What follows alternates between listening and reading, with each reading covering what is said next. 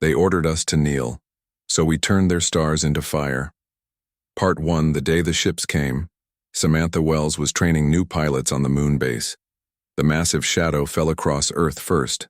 By the time anyone on the lunar station noticed, 7 crystal-like ships hung in orbit around humanity's home planet. "All personnel to stations," Samantha ordered, her voice steady despite the hammering in her chest. As captain of the UN Defiance, Earth's most advanced battleship, she knew they were humanity's first line of defense. But defend against what? No one knew. Screens across the base flickered to life with emergency broadcasts. The alien vessels were 20 times larger than anything humans had built. They sparkled like cut diamonds under the sun, beautiful and terrifying.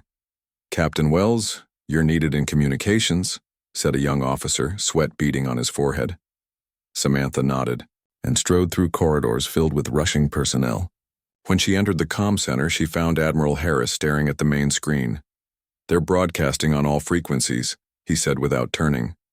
"In 37 languages." On screen, a being unlike anything Samantha had ever seen stood against a backdrop of swirling lights. It had a body like glass with 1,000 facets, each reflecting different colors. When it spoke, its voice sounded like wind chimes. "People of Earth, we are the Zarathi. Your world is now part of the Dominion. Prepare to receive instructions." The message repeated over and over. "Have we responded?" Samantha asked. Admiral Harris nodded. "United Nations is handling communication. They've requested all military forces stand by but take no action." Samantha clenched her fists. "So we just wait?" "For now, Captain. For now." 3 days later, Samantha sat in a secured conference room beneath New Geneva. Around the table were military leaders, scientists, and government officials from around the world. At the head sat UN Secretary General Patel. "Dr. Garcia, please continue your report," Patel said. Alan Garcia stood up. With his rumpled shirt and tired eyes, he looked like he hadn't slept since the Zarathi arrived. As Earth's leading xenolinguist, he'd been analyzing the aliens' communications non-stop. "The Zarathi use a complex language system based on both sound and light patterns," he explained. "We've managed to decode their basic communications. They're an old species, perhaps millions of years ahead of us technologically." He pulled up images on the room's display. "They've visited 17 other worlds with intelligent life. All these worlds now serve the Dominion." The room fell silent. "Serve how?" asked Senator Olivia Morris, head of the newly formed Extraterrestrial Contact Committee. Dr. Garcia's face darkened. "From what we can tell as resource providers, labor. The Zarathi take what they need from each world and its people." Samantha leaned forward. "What about resistance? Did any of these worlds fight back?" "Yes." Garcia changed the display to show a barren, cratered planet. This was the homeworld of a species called the Nuvari. They refused to submit. No one needed to ask what had happened to them. "The Zarathi have given us 30 days to surrender," Secretary General Patel said. "After that, they've promised to demonstrate their power in ways we cannot ignore." Senator Morris stood up. "We can't just give up our planet." "We won't," Patel assured her. "But we need time. Captain Wells, what's your assessment of their military capabilities?" All eyes turned to Samantha. She had spent every waking moment studying the alien ships. "They've already disabled all our military satellites with some kind of energy pulse," she said. "Their ships have shields our weapons likely can't penetrate, but I've noticed something strange in their formation patterns." She projected her findings onto the screen. "See how they maintain these specific distances? Almost like..." "Like what, Captain?"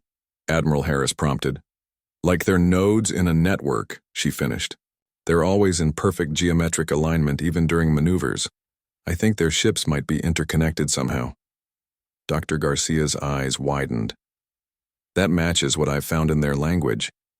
The Zarathi don't seem to have individual pronouns. They always refer to themselves collectively." Senator Morris frowned. "What does that mean for us?" "It might be a weakness," Samantha said. "If they think as one, they might not adapt well to unexpected situations, to chaos. The meeting continued for hours. By the end, they had the beginnings of a plan. They would appear to negotiate while secretly preparing for resistance.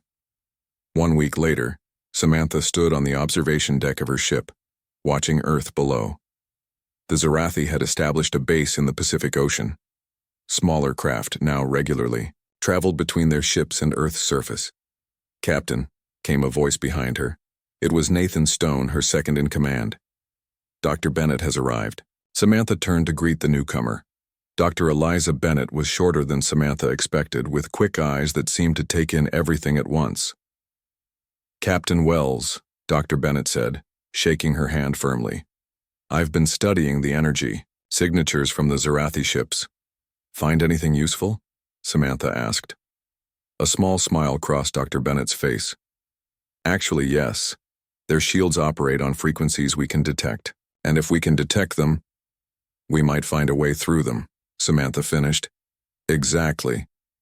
But I'll need more data, closer readings." Samantha nodded. "You'll get them. In 3 days, I'm part of a diplomatic mission to their main ship. I'll take readings while I'm there." "That's dangerous," Dr. Bennett warned. "So is kneeling to alien overlords," Samantha replied. Later that day, Samantha received a message from Senator Morris. The UN had agreed to the Zarathi's demands for a formal submission ceremony. Representatives from Earth would present themselves to the Zarathi leader in 23 days. The message ended with a simple line: "While we kneel, we prepare." Samantha looked out at the stars where the crystal ships hung like new constellations. "You want us to kneel?" she whispered. "We'll show you what humans do when pushed too far."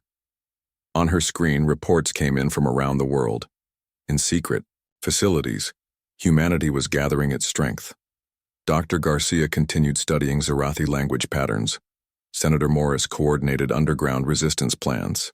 And out beyond Mars, where the aliens weren't watching, Earth's remaining ships were being modified with Dr. Bennett's experimental technology. The Zarathi had come to conquer a primitive species. They didn't realize they had just awakened a sleeping giant, and Samantha Wells would make sure they regretted it. They ordered us to kneel, so we turned their stars into fire. Part 2. The day of submission arrived with clear skies over New Geneva. Senator Olivia Morris adjusted her formal suit and tried to calm her racing heart. In just 1 hour, she would kneel before the Zarathi leader while the world watched. "Remember, this is just a show," Dr. Alan Garcia said quietly as they waited in the preparation room. "Every minute they believe we've surrendered is another minute we have to prepare." Olivia nodded. "I know. But it still feels wrong." "Captain." Samantha Wells entered the room wearing her dress uniform. Hidden in her collar was a tiny scanner Dr. Bennett had created to collect data on Zarathi technology. "Everyone ready?" "As ready as we'll ever be to pretend to give up our planet," Olivia replied. The three of them joined otherworld leaders in a procession toward the massive crystal dome the Zarathi had constructed in the center of the city. Above them, the alien ships created patterns of light in the sky, a display of power meant to remind humans of their place. Inside the dome, everything sparkled with an unnatural light. The air smelled strange, like ozone and something sweet. At the center stood the Zarathi leader, taller than the others, its crystal body pulsing with internal lights. "The submission will now begin," announced a mechanical voice, translating the musical tones of the Zarathi. One by one, Earth's representatives approached the alien leader. Each had to state their name, position, and then speak the words. "On behalf of my people, I accept the authority of the Zarathi Dominion." Then they would kneel and bow their heads. When it was Olivia's turn, she forced herself forward on legs that felt like lead. The Zarathi towered over her, its faceted body reflecting her own image back at her in hundreds of distorted pieces. "I am Senator Olivia Morris of the North American Alliance," she said, her voice stronger than she felt. "On behalf of my people, I accept the authority of the Zarathi Dominion." She knelt, bowing her head while rage burned inside her. As she did, she pressed a hidden button on her watch, activating a signal to resistance cells around the world. The message was simple. "It has begun. When Captain Wells took her turn, she knelt longer than necessary, allowing her scanner to gather as much data as possible. Dr. Garcia, too, used his moment of submission to study the aliens' communication patterns up close. After the ceremony, the Zarathi leader addressed the world through global broadcasts. Your cooperation ensures your survival. Resist and you will share the fate of the Nuvari. Tomorrow we begin resource collection. Each region will receive quotas. As the human representatives filed out of the dome, a crystalline Zarathi approached. Captain Wells. You command ships, it said in that strange musical voice. You will provide us with details of all Earth vessels and weapon systems. Samantha bowed her head in false respect. Of course, all our records are at your disposal. Behind her mask of submission, she was already planning which false information to provide. 3 months after the submission ceremony, Paul Jackson crouched in the ruins of what had once been downtown Detroit. The city was now a Zarathi mining operation, where they extracted rare metals from Earth's crust using human labor. Paul had been a Special Forces soldier before the aliens came. Now he led a resistance cell of 30 people. They moved through the shadows, avoiding the floating crystal drones that patrolled the work zones. They're bringing in a new shipment of workers, whispered Grace, his second in command. 200 people from the nearby camps, Paul nodded. Then we move tonight. Everyone remember the plan. We're not just freeing workers, we're sending a message. That night, while the Zarathi supervisors were distracted by a false alarm at the eastern perimeter, Paul's team infiltrated the processing center. They disabled the control systems using technology developed by Dr. Bennett's network of scientists. The security drones fell from the sky like dead insects. You have 10 minutes to get to the tunnels, Paul told the shocked workers as his team broke their restraints. There are guides waiting to take you to safe zones. An older man grabbed Paul's arm. Is it true? Is there really a resistance? Paul smiled for the first time in days. We're everywhere, and we're growing stronger every day. As the last workers disappeared into the tunnel system beneath the city, Paul's team planted devices designed to look like explosives but actually contained transmitters. When the Zarathi investigated, these would broadcast a simple message into their communication systems.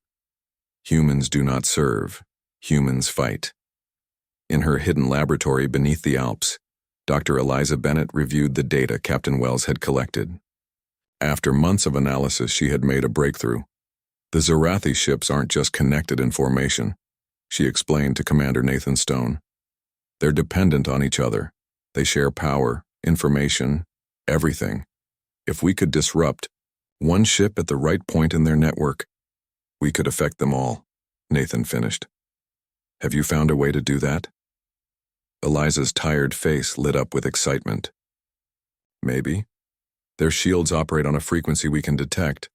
I think we can create a pulse that would temporarily disable them. How temporarily? Maybe 30 seconds, maybe less. Nathan frowned. That's not much time. It's all we need if we hit them in exactly the right spot. She pulled up a holographic display showing the Zarathi fleet formation. Here, this junction point where their energy patterns intersect. If we could place a device here and trigger the pulse, their entire network could go down, Nathan said, hope rising in his voice. I need to get this to Captain Wells immediately.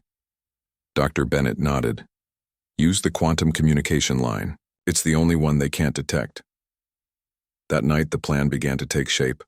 While on Earth humans appeared to submit to Zarathi rule, deep in space and underground, humanity prepared to show their true response.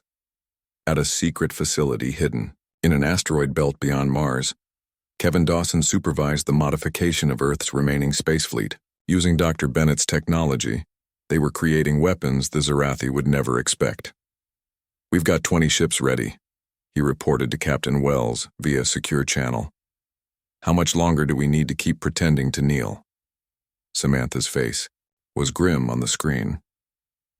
Not much longer. The Zarathi are beginning to harvest people now, not just resources. We've received reports of humans being taken to their ships, never to return. For what purpose? We don't know. But whatever the reason, it means our timeline has moved up. Be ready. The signal to rise could come any day now. As she ended the transmission, Samantha looked at the small resistance symbol she kept hidden in her quarters, a phoenix rising from flames with Earth cradled in its wings. Soon, very soon, the Zarathi would learn what happened when you forced humans to kneel. They ordered us to kneel, so we turned their stars into fire. Part 3. 6 months into the Zarathi occupation, Earth looked like a defeated world. Alien control towers rose from major cities. Crystal drones patrolled the skies. Humans worked in mines and factories harvesting resources for their new masters. But appearances could be deceiving. Deep beneath the Atlantic Ocean, in a facility hidden from Zarathi sensors, Captain Samantha Wells met with the leaders of the resistance. Maps and holographic displays covered the walls of the war room. The Zarathi still believe they've won, she said, looking at the tired but determined faces around her. That's our advantage. Senator Olivia Morris nodded. Our network now spans every continent. We have cells in every Zarathi work zone. Dr. Bennett's jammers are keeping this and other facilities hidden from their scans. How many ships do we have ready? Asked Commander Nathan Stone. Kevin Dawson, his face appearing on a screen from his asteroid base, answered. 43 combat-ready vessels, all equipped with Dr. Bennett's shield disruptors. We've been testing them on small-scale models. They work. And our ground forces? Samantha asked. 10,000 trained fighters, Paul Jackson reported from another screen, plus civilian support in all major cities. We can strike the control center simultaneously when the time comes. Samantha took a deep breath. Then we're almost ready, but we need one more piece of intelligence. She turned to Dr. Alan Garcia. Have you made progress understanding their communication network? The xenolinguist rubbed his tired eyes. Yes, but it's complicated. The Zarathi don't just communicate with words or signals. Their entire crystalline structure transmits information. They're like one giant connected mind. Is that why they take humans to their ships? Asked Olivia. To study our minds? I believe so, Alan replied grimly. They're trying to understand why we're different, why we think as individuals instead of as a collective. A heavy silence fell over the room. Everyone knew what happened to the humans taken aboard the alien ships. None had ever returned. We can't wait any longer, Samantha decided. Too many people are suffering, too many being taken. We strike in 1 week. As the meeting ended, Samantha pulled Dr. Bennett aside. Eliza, there's something more you're not telling us about the Zarathi technology. What is it? The physicist hesitated, then spoke quietly. Their ships aren't just connected to each other. They're connected to something else, something farther away. I've detected signals going beyond our solar system. To what? I don't know yet, but whatever it is, it's powerful. In Chicago, a Zarathi commander inspected the latest production quotas. This sector was behind schedule. Unacceptable. Bring the supervisors, it ordered, its crystal body pulsing with angry red light. Human workers stood with heads bowed as the local managers were brought forward. Among them was Carlos Mendez, a communications specialist who had infiltrated the Zarathi work administration. Hidden in his work uniform was a device that recorded everything the aliens said. Production is insufficient, the commander announced. Examples must be made. The Zarathi pointed to a group of children who helped sort materials. These small ones. Their efficiency is lowest. They will be processed first. Carlos felt his blood run cold. Processed meant being taken to the ships never to return. And these were children, none older than 12. He pressed a hidden button on his belt. 3 quick pulses. The emergency signal. The Zarathi moved toward the children who huddled together in fear. Suddenly the lights went out. In the darkness, chaos erupted. Paul Jackson and his team had been waiting for just such an emergency. They moved through the facility with night vision, taking out Zarathi drones with electromagnetic pulse weapons developed by Dr. Bennett. Get the children to the tunnels, Paul ordered his team. Move. Carlos helped guide the terrified children toward the escape route. Above them, the Zarathi commander called for reinforcements. By the time the backup arrived, Paul's team had vanished with the children and 20 other workers. But now the aliens knew for certain the humans were not as submissive as they appeared. The Chicago incident changed everything. The Zarathi responded with brutal force, destroying entire city blocks searching for the resistance. They took thousands more humans to their ships. Restrictions tightened around the globe. In the underwater base, Samantha received the reports with growing anger. "We can't wait a week. Every day costs more lives." "But we're not ready," Commander Stone argued. "The fleet needs more time." "Time is something we don't have," Samantha replied. "The Zarathi know we're organizing. They'll start a global purge if we don't act first." She made the hardest decision of her life. "Initialize Operation Phoenix Rising. We strike in 36 hours. Messages went out through the secret network. Around the world, resistance cells prepared for coordinated attacks on Zarathi control centers. In the asteroid belt, Kevin Dawson readied the hidden fleet for its first combat mission. In her lab, Dr. Bennett worked frantically to finish a new weapon, one that might affect not just the Zarathi ships but whatever they connected to beyond our solar system. "The signals are focused here," she explained to Samantha over a secure channel showing a star map. "It's a cluster of stars in the Orion sector. That's where their power comes from, I'm sure of it." "Can we disrupt the connection?" Samantha asked, theoretically, "but we'd need to get close to their main communication array on the flagship." "It's too heavily guarded." Samantha's expression hardened. "I'll get us there." The night before the attack, Samantha couldn't sleep. She stood, alone in her quarters, looking at an old photo of Earth taken from the moon before the Zarathi came. It showed a beautiful blue planet, peaceful and free. "We're coming for you," she whispered to the image. A soft knock at her door interrupted her thoughts. It was Dr. Alan Garcia, looking excited despite the late hour. "I've been studying the Zarathi we captured in the Chicago raid," he said. "I think I've found something important." "What is it?" "They're afraid of us," he said simply. "Not our weapons or technology. They're afraid of how we think. Our individuality terrifies them." Samantha considered this. Could we use that somehow? Maybe. Their collective mind struggles to process multiple threats at once. If we attack from enough directions simultaneously, they might not adapt quickly enough, Samantha finished. For the first time in months, she felt a genuine smile form. The plan was coming together. The Zarathi had ordered humans to kneel, believing they had conquered another obedient species. Instead, they had awakened a planet of individual fighters, each bringing their unique strengths to the battle.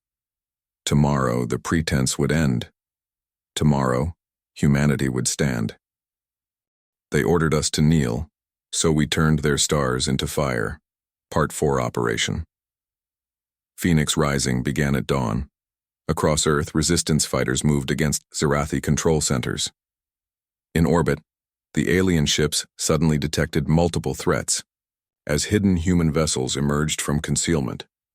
In New York, Paul Jackson led his team through underground tunnels.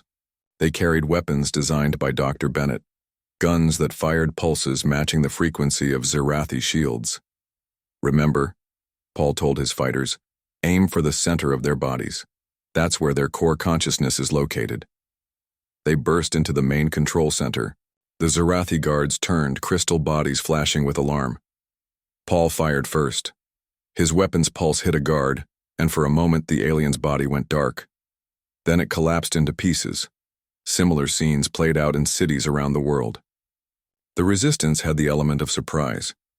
Years of appearing submissive had made the Zarathi complacent. In London, Major Lisa Warren's team captured a communication tower intact. "Control secured," she reported through the resistance network, beginning transmission of the disruption signal. Above Earth, the hidden human fleet engaged the Zarathi ships. Commander Nathan Stone led the attack from the bridge of the UEN. "Valiant. Target their formation nodes," he ordered. Just like we practiced, human ships fired Dr. Bennett's pulse weapons at specific points in the Zarathi formation. As predicted, when one ship's shields failed, It affected those connected to it. Sections of the alien fleet went dark. In her pilot seat, Grace Williams led the first attack squadron. Her small, fast ship dodged Zarathi energy beams. "I'm approaching the main ship," she reported. "Create a path for the boarding team, Commander," Stone replied. Grace and her pilots targeted the flagship's defensive systems. They were faster and more unpredictable than anything the Zarathi had faced before. The aliens' collective mind struggled to track threats that didn't follow logical patterns. Meanwhile, Captain Samantha Wells led a team toward the disabled sections of the flagship. They wore special suits designed to block Zarathi sensors. "We have 30 minutes before their systems adapt," she told her team. "Move fast." In her lab, Dr. Eliza Bennett monitored the battle through data feeds. The attack was working better than expected. The Zarathi's connected consciousness had become their weakness. As ships lost power, it created a cascade effect through their network. A voice came through her communications device. It was Senator Morris from the underwater command center. "The ground teams have secured 16 control centers," Olivia reported. "But the Zarathi are adapting. They're calling reinforcements from other parts of the solar system." "How long until they arrive?" Eliza asked. 3 hours at most. Eliza checked her screens. "The boarding team needs to reach the central communication array before then. Everything depends on it." On the Zarathi flagship, Samantha's team fought their way through crystalline corridors. The aliens had never expected humans to board their vessels. Their internal security was minimal. Dr. Daniel Rodriguez, a scientist specializing in alien technology, worked to decode the ship's systems as they moved. "This way," he said, pointing to a junction ahead. "The main communication chamber should be through there." As they approached, 5 Zarathi guards blocked their path. Unlike the others they had encountered, these were larger, their bodies pulsing with deep red light. "Elite guards," Rodriguez warned. "Much stronger than the others." Samantha raised her weapon. "Hit them all at once. On my mark. Now." The team fired together. 3 guards fell, but 2 remained standing. They launched crystal shards that cut through the air like bullets. One of Samantha's team fell. His suit pierced in multiple places. They took cover behind a crystalline formation. "We need more power," Samantha said. The wounded team member removed his weapon's power core. "Combine mine with yours, Captain. It should overload their systems." Samantha nodded grimly. She integrated the extra power core into her weapon and stepped out from cover. The pulse that fired was twice as powerful as before. Both remaining guards shattered instantly. "Good work," she told her team, helping the wounded man. "Rodriguez, how much farther?" "Just ahead. But Captain, I'm detecting unusual energy readings. The communication chamber is heavily powered." They entered a vast room filled with swirling lights. At its center stood a massive crystal structure that reached from floor to ceiling. Pulses of light traveled up and down its length like information flowing through a network. "This is it?" Rodriguez said in awe. "Their main communication array. It's connecting to something far beyond our solar system." Samantha contacted the command center. "We've reached the target, preparing to place Dr. Bennett's device." "Hurry," came Olivia's reply. "The Zarathi reinforcements have accelerated. They'll reach Earth in less than 2 hours."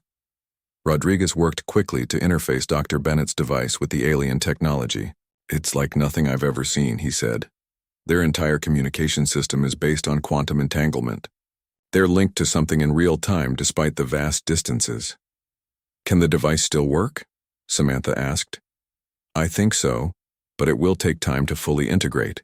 And once it activates, the Zarathi will know immediately what we're doing." Samantha made her decision. "Do it. We'll hold this position as long as necessary." As Rodriguez worked, Samantha received updates from the battle. Human forces were holding their own on Earth, but in space the tide was turning. The Zarathi were adapting to the pulse weapons. More human ships were being lost with each passing minute. "How much longer?" she asked Rodriguez. 10 minutes to full integration. Then we can activate." A loud alarm suddenly echoed through the ship. The Zarathi had discovered them. "Defend this position," Samantha ordered her team. They took up positions around the chamber's entrance. The first wave of Zarathi guards attacked 5 minutes later. The human team held them off, but at a cost. 3 more team members fell. Only Samantha, Rodriguez, and 1 other defender remained. "It's ready," Rodriguez finally announced. "The device is fully integrated." Samantha contacted the command center one last time. "We're activating now. All forces should prepare for the aftermath, whatever it may be." She turned to Rodriguez. "Do it." He pressed the activation sequence. The crystal structure began to pulse rapidly, changing from blue to red to white. The entire ship shuddered. "What's happening?" Samantha asked. Rodriguez checked his readings. "The device is working. It's disrupting their connection to the source, but it's creating a feedback loop. This whole ship could destabilize." "Can you capture any data about what they're connected to?" He worked frantically at his console. "Yes, I'm getting coordinates, energy signatures. Captain, they're connected to a cluster of stars in the Orion sector. It's like the stars themselves are part of their network." This was the information they needed. Samantha transmitted the data to Earth before turning to her remaining team members. "We need to get off this ship. Now." Behind them, the crystal structure began to crack as the disruption spread throughout the Zarathi network. They had struck the first real blow against their conquerors. But the war was far from over. They ordered us to kneel. So we turned their stars into fire. Part 5-3. Weeks after Operation Phoenix Rising, Earth remained in a state of war. The initial attack had crippled the Zarathi fleet, but reinforcements had arrived. Now battles raged across the planet and in orbit. In the underwater command center, Captain Samantha Wells studied the star map showing the Orion sector. The data from the Zarathi flagship had revealed the aliens' greatest secret, their connection to specific stars that powered their consciousness. "We've confirmed it," Dr. Eliza Bennett said, pointing to energy readings. "Each Zarathi fleet is linked to a specific star in this cluster. It's like the stars are part of their hive mind." Senator Olivia Morris frowned. "Can we use this against them?" "Yes," Dr. Bennett replied. "I've developed devices that could disrupt the connection, but we'd need to place them near the stars themselves." "That's impossible," Commander Nathan Stone argued. "Those stars are light years away. We don't have ships that can travel that far." Samantha stared at the map, an idea forming. "We don't. But they do." Everyone turned to her. "The Zarathi ship we captured," she explained. "Dr. Rodriguez has been studying its propulsion system. It uses some kind of fold in space to travel vast distances almost instantly." "You want to use their own ship to reach their home system?" Olivia asked in disbelief. "Exactly," Samantha said. "A small team could take the captured ship, deploy Dr. Bennett's devices at the target stars, and return before the Zarathi realize what's happening." The room fell silent as everyone considered the audacity of the plan. "It's a suicide mission," Nathan finally said. "Maybe," Samantha acknowledged. "But it's our only chance to end this war before we lose everything." 2 days later, a small team gathered in a hidden facility in Antarctica, where the captured Zarathi scout ship had been taken. Engineer Laura Martinez made final adjustments to Dr. Bennett's devices, now called star disruptors. "These won't destroy the stars," she explained to Samantha. "They'll reconfigure the star's radiation output to disrupt the Zarathi connection. Think of it as changing the frequency so they can no longer hear their own network." "How many targets?" Samantha asked. 5 stars, Laura replied, each controlling a different section of the Zarathi fleet. Hit all 5, and their entire command. Structure will collapse. Dr. Rodriguez joined them, his face showing exhaustion after weeks of decoding alien technology. "The navigation system is ready. I've programmed the coordinates for all 5 stars." Samantha nodded. "And the ship itself?" "It will work, but with limitations. The Zarathi designed it to carry their crystalline bodies, not humans. Life support will be minimal. And the neural interface..." He hesitated. "What about it?" Samantha pressed. To fly the ship, someone needs to connect directly to its control system. It was designed for Zarathi consciousness. A human mind might not survive the connection. Samantha absorbed this news grimly. "I'll do it." "Captain," Laura began to protest. "This is not open for discussion. I've studied the Zarathi longer than anyone. If anyone has a chance to survive the interface, it's me." As the final preparations were made, Ryan Cooper, the navigation officer assigned to the mission, approached Samantha. "Captain, I've calculated the optimal route through Zarathi space. If we move quickly, we can deploy all 5 devices within 20 hours. "Good work," Samantha told him.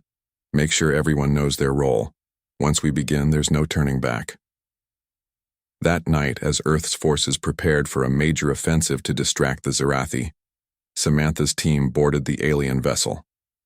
6 humans in total: Samantha, Ryan, Laura, Dr. Rodriguez, and 2 security officers on a mission to save their planet. "All systems ready," Ryan reported as they sealed the ship. Samantha took her position at the neural interface. It looked like a chair made of crystal, with tendrils that would connect to her mind. "Beginning transit sequence," she said, then nodded to Dr. Rodriguez. "Activate the interface." As the crystal tendrils touched her skin, pain shot through Samantha's body. Her vision filled with alien symbols and patterns. She felt her consciousness expanding, connecting to the ship itself. "Captain," Laura's voice seemed distant. "Are you all right?" With tremendous effort, Samantha focused her thoughts. "I can control it." Initiating spacefold. The ship shuddered. Outside, space itself seemed to bend. Then they were moving faster than thought through a tunnel of light.